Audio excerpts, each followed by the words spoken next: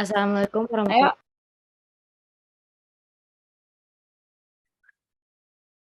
Assalamualaikum warahmatullahi wabarakatuh. Shalom, namo buddhaya.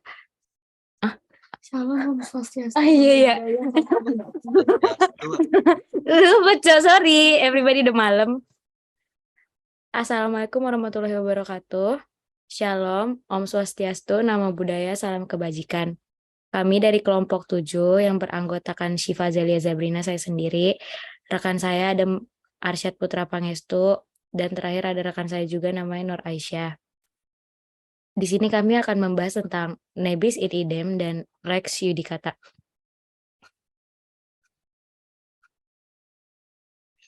Nebis in idem. Apa itu nebis in idem? Nebis in idem adalah perkara dengan objek, para pihak dan materi pokok perkara yang sama, diputus oleh pengadilan dan telah berkekuatan hukum tetap baik mengabulkan atau menolak.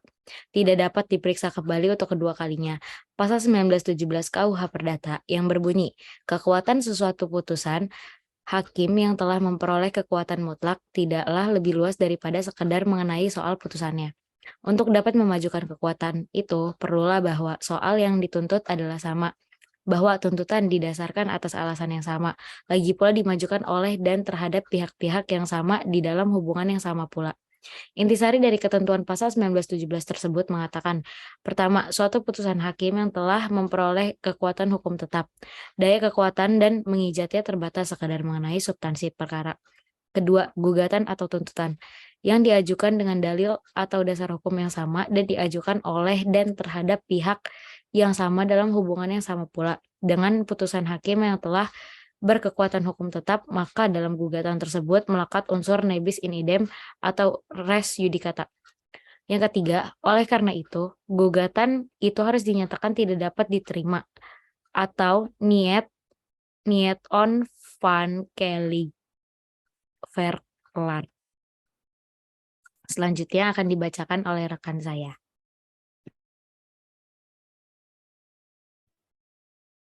Menentukan sesuatu perkara yang sedang diperiksa di pengadilan nebis in idem atau tidak harus diteliti secara cermat dan kasuistis. Selama suatu perkara belum memperoleh kekuatan hukum tetap, maka belum melekat res judicata maupun nebis in idem. Kemudian Mahkamah Agung melalui surat edaran Mahkamah Agung Sema nomor 7 tahun 2012 pada angka Romawi 17 tentang nebis in idem diatur sebagai berikut. Menyimpang ketentuan pasal 1917 KUHP Perdata, Majelis Kasasi dapat menganggap sebagai nebis in idem meskipun pihak tidak sama persis dengan perkara terdahulu, asalkan pada prinsipnya pihaknya sama meskipun ada penambahan pihak status objek perkara telah ditentukan dalam putusan terdahulu. Surat edaran Mari tersebut memberikan kewenangan kepada hakim untuk menyimpangi dari pasal 1917 ayat 2 KUHP Perdata.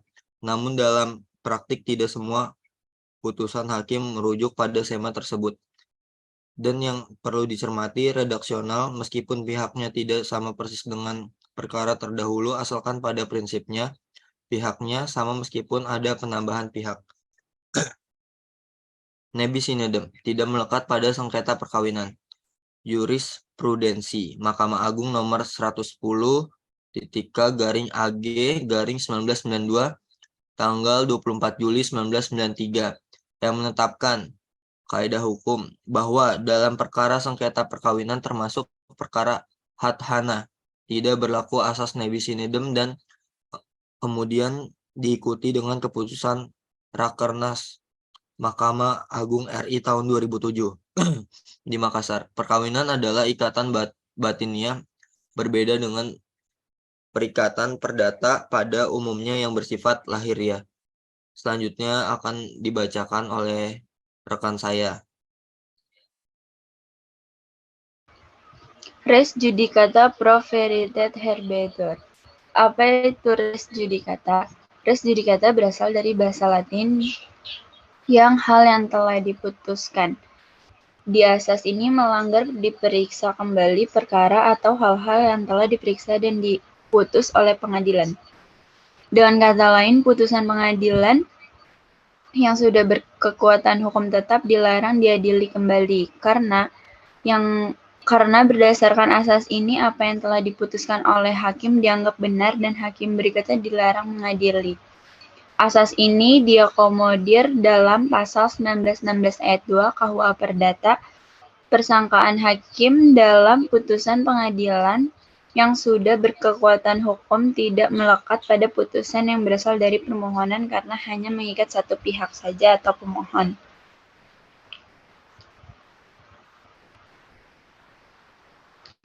Indonesia tidak menganut asas the binding force of Presiden atau sed decisis et quita non mover, tetapi terikatnya hakim pada putusan yang terdahulu itu karena asas the persuasive force of Presiden, yaitu karena putusan yang diikuti atau yang mengikatnya itu meyakinkan hakim untuk diikuti, kemudian hakim juga dapat mengikuti asas similia similibus.